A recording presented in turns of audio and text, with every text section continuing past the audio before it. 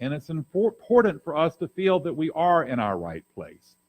Life wants us to be where we can be the most joyful, the happiest, the healthiest, and the most productive. Because we have the right to be here on earth. You have a right to be here and to experience your share of goodness and kindness and all the great things that life has to offer. We are here to live to our greatest potential. In fact, life conspires to get us to our right place if we can give up the need for victimhood and blame. And we really do enjoy both of those, victimhood and blame. And if we're willing to take a chance. There's a story about Raymond Charles Barker. They got him a guy that just hated everything about New York. Raymond Charles was in New York. And this guy just hated everything about it. Nothing. He didn't like anything about New York. Finally, after listening to him for a while, Raymond Charles Barker looked across the desk and said, well, have you thought about moving to Philadelphia? Yeah. They got a good cheese. They make a cheesesteak sandwich, give it a try.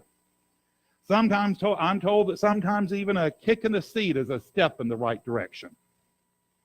Now, we choose this experience of life because Spirit, being perfect intelligence, chose us to be here with the challenges and opportunities and glory that life has to offer. You plus Spirit are up to every single challenge you'll ever face, easily, and joyfully. You're up to it. And we have these challenges so we can experience the fullness of life, the friendship and the health. And so we can know that we're supported and loved and valued, and that life is worthwhile, that it has meaning, that we're here to make a difference, that we're not just a potted plant. We have power and creativity flowing through us, and we can choose the direction of that flow. Now, regardless of our circumstances, it's vital for us to know that we're never stuck. We always have the option to get our thinking moving, even maybe before we get our feet moving, to get our consciousness going. And this is a powerful and amazing tool, particularly when we do this deliberately. Most of the time, our thought is just spontaneous, triggered by outward stimulus. We see something and we react to it. But when we can muster the energy and the determination to say, regardless of what's going on in the world, for a moment or two, I'm going to deliberately flood my vibrational field with emotions of harmony and prosperity, health, love, and joy, and kindness. And when we do that, we are setting into motion law and principle that will return to us experiences that match the vibrational alignment of those thoughts. When you decide that you're going to consciously put thoughts into the creative law of the universe, you are putting yourself in the pilot seat of creation. And you're ready for takeoff as long as you don't talk yourself out of it. Now, you may not be where you want to be, but it doesn't mean that you have to stay there. And what you can do that is powerful, if you do find yourself in a place that you don't want to be, because sometimes we do, that happens in life. You find yourself in a place you don't want to be, the biggest thing is to keep moving, keep going. Winston Churchill said, if you found yourself in the middle of hell, keep walking. Don't take the tour bus. Keep moving. Keep moving until you see an exit sign for something better. You can be like, I had a older cousin when I was a teenager, and he was a little bit kind of off a little bit. I think Yiddish meshuggah is what they would say, not quite baked all the way.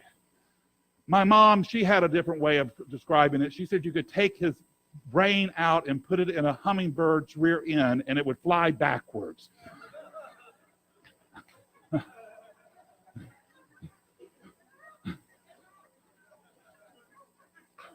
I don't know what that means. I just hope no hummingbirds were harmed in the research of that. Anyway, So he had gotten a little older, and he had bought a car, and the whole family was going on this drive, not a drive, a trip, and it was going to be, a couple of hours sort of thing. So the aunts got together and decided, well, we'll put all the teenagers with him so they don't have to listen to us. So we all thought it was fun at the time, and so we all get in his car. It was an old Cadillac, one of those old, big, huge boats of a car. So we got in the Cadillac, and we started off. Now, the first thing he told us was that he was planning no stops. He said every stop that you made added an hour to your trip. Well, okay. The second thing he let us know was that the AC in the air on the Cadillac didn't work. So we were like, well, roll down the windows. And no. Cadillac is prestigious. We can't have people thinking our air conditioner doesn't work. So we've got to keep the windows up so we can impress people that we don't know and we'll never see again that we're prestigious. So finally, my sisters in the back of the seat, they had enough of it. And they said, well, do you mind if we just roll down the window and hang our tongue out to catch some rainwater, perhaps?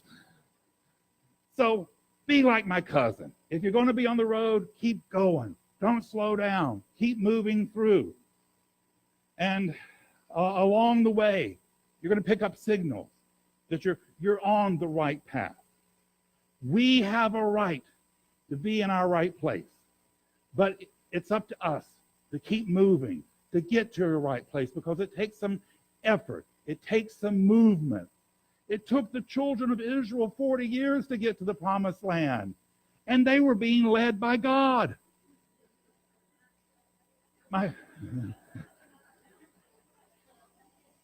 My wonderful friend, the rabbi, he tells me that's the last camping trip Jewish people ever went on. I don't know about that. I don't blame them.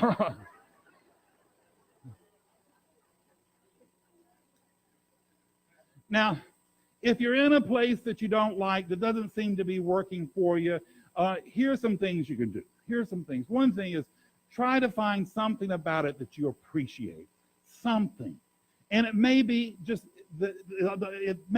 nothing more than this isn't the right place for me, and I've got the smarts and the intelligence to move on. That may be all it can be. But even that opens up appreciation and gratitude, opens up a new energy. Stop complaining about it to everyone. If you're complaining about it, you've given your power away. And you've moved into a lovely little neighborhood called victimhood. And all the roads in that neighborhood in cul-de-sacs. So you can just find yourself wandering around there for a lifetime. A lifetime. People do. Now, don't complain about it, because, the truth of the matter is, while the job or the relationship or the city might not be the right one for you, there's somebody out there who would probably be very grateful to have it. That it would work out perfectly. And just because it's not right for you doesn't mean that it's bad. It's just the wrong vibrational fix. So don't put your energy or intention into debating it or trying to convince all your friends. If it's not a good fit, make the decision that you're going to move on. And the first big move you can make is in your thinking. In your thinking. Decide, I'm moving from here. I'm going to wait and see what clues I get on where I need to go, and I'm open to Spirit to guide me on the right path.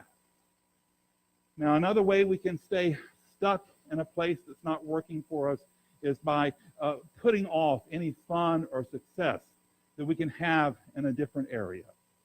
I went through a lot of years in my life because I was in a career that didn't work well for me. And what I did is I wouldn't allow myself to enjoy those parts of my life that I could have enjoyed. I had a wonderful set of friends. They were a lot of fun.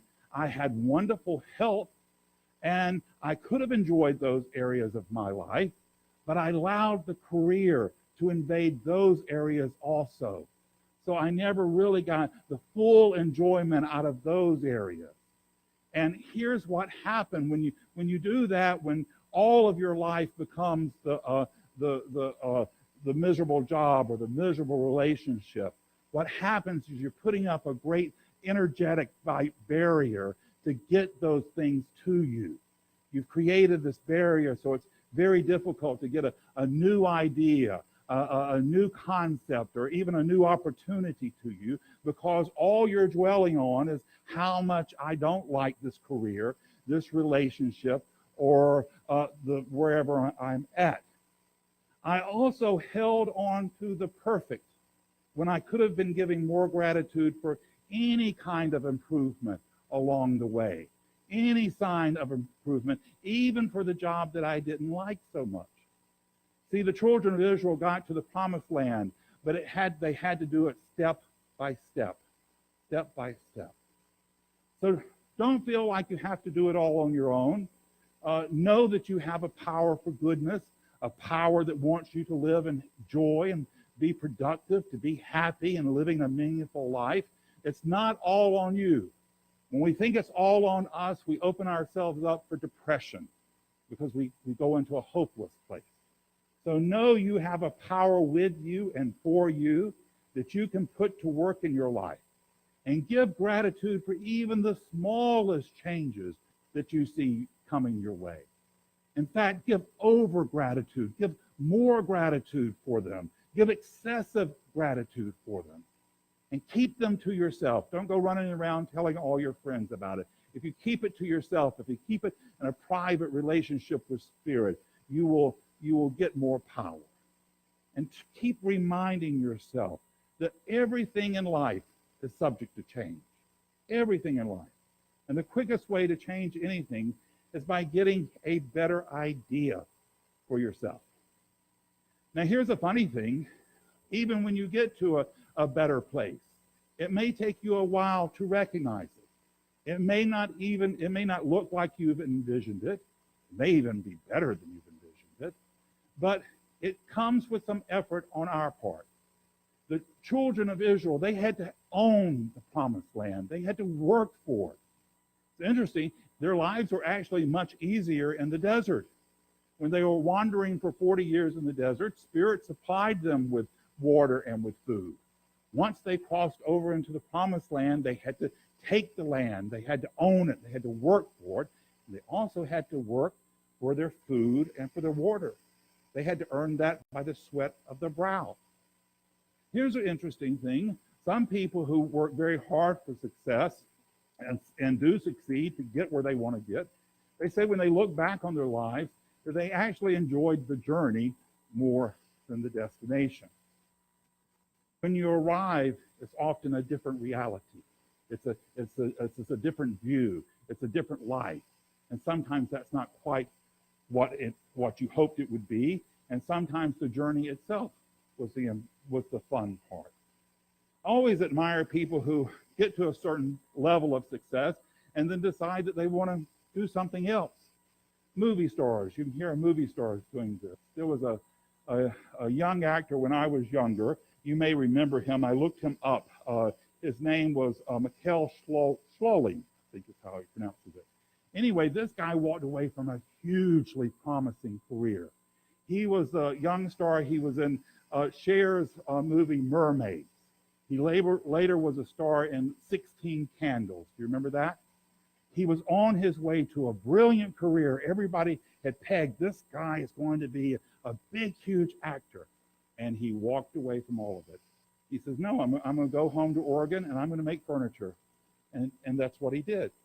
It's a sign of really that we're listening to our inner voice and not paying attention to what the world is telling us is important. Our goal should be to enjoy wherever we are and to know that life is pulling together even something more wonderful. To know that there is only one power for good, and that power is flowing through us and is us, and it's for us, calling us on to know something even better, even when we can't totally see it, even when we only have a vague image of it, even when we have to move in faith to something better. We have to remind ourselves that right now we have the power to make things better, more joyful, more loving, more kind and compassionate, more creativity. But first we have to accept this power. And then we can have to release our obsession with what's going on in the world. Now, please stay informed with what's going on in the world. We all need to be, but don't be obsessed with it. There's lots of turmoil in the world. I understand it and I appreciate it, but don't allow it to consume every part of your life. You know, invariably, when I'm going out to dinner or getting together with people, they're going, of course, they bring up the political situation that we find ourselves in. And it's quite natural. We're going through some traumatic times. And so I allow people to talk about that, but I also try to plug in or throw out suggestions on what's fun to do, what's a fun movie or a fun TV show series out there. And I look for those things so that I can throw out those suggestions, because we're all in need of them right now. We all need suggestions of how to bring more light and more love and fun and laughter in our lives. Spirit longs for us to use universal creativity to bring more joy into our world. And our world needs as much of it as it can get. So today, I put my trust in Source to spread its light into any shadow of my life. God and I are up to wondrous and amazing great good. You know, this past week I was dealing with the interfaith group, and 99.9% of them are just absolutely wonderful people. And I love them all. I support them all, and I just value them in my life so much. We do have one tiny little segment that likes the interfaith. They just want to keep it Christian.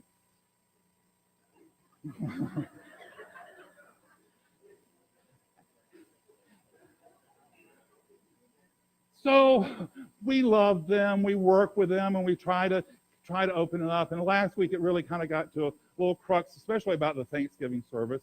And so I just said, you know, I'm just going to not work on that anymore. I'm not going to give any more thought about that. And what I did is I came here and I sat down and I started looking at all the school supplies we have. And I was like, all right, Spirit, the Thanksgiving special, the Thanksgiving service, that was a good thing. It worked well for a while. Maybe it's time that we release that, let it go on. And I'm seeing that Spirit is flowing through these supplies. Spirit is doing great work with what we're doing for the kids. So maybe this is how Spirit wants us to move and proceed. And you know, once I got my idea from focusing on the problem and started seeing what other opportunities we had, all of a sudden started getting calls from the other people at Interfaith reminding me, no, we're not going that way. We want to keep doing what we were doing. We're going to keep moving in the right direction. Sometimes it's just as easy as taking our attention off the problem and lifting our eyes up to a better knowing, lifting our eyes up into the hills, which comes our strength. Our strengths are a better idea for ourselves, a better idea for the world. We're doing great things in this community, and there's even more good that we can do. Now, if you're in a situation that you don't seem to be able to get some movement going on it, turn it over to Spirit. You can say to yourself, all right, Spirit, I've done my best here. You're going to have to help me out with a better idea. You're going to have to come up with a new solution. Take your attention and focus it on something powerful and good that's already working in your life. Give it a moment and see what happens. You can be like my stepfather. I had my stepfather, as my mom's age, he kept all the things in the house working. You know, they wouldn't call anybody to repair. He was the repair guy. And for anything at all, it could be the lawnmower or the garbage disposal. He would work on it for a little bit, and if he couldn't get it to work, his one answer for everything was spray some WD-40 on it. He would spray some WD-40 on it and leave it. Now, he might come back to it in an hour. It might be a day. He might never get back to it. But you know what? Sometimes it worked. Sometimes the WD-40 and a little bit of time worked. So trust in your creative partnership with Spirit to create the opportunity, the idea, the person, or the situation. Trust in Spirit to help you create your great good, because you are in your right place to create an experience all the health, the love, the joy, the happiness that Spirit had in mind when it called you forth. And you don't have to settle for anything. Spirit never settled in creating the best for you, and you don't have to settle for anything but the best. And if you can't get something moving in your life, then spray it with some WD-40 and leave it to Spirit, because you've got places to go. You've got love to give. You've got joy to give. You've got dances to attend to. You've got laughter to reveal and to give and receive, because you are Spirit approved. You are God ordained as a wonderful, powerful beacon of light, of hope and inspiration for yourself and for the world. And you're doing an amazing job, and Spirit is just wanting to awe you and amaze you with the love and support that heaven is willing to pour out upon your life. This is the truth in your life this morning. It's the truth in mine, and so it is. Thank you. Thank you. Thank you very much.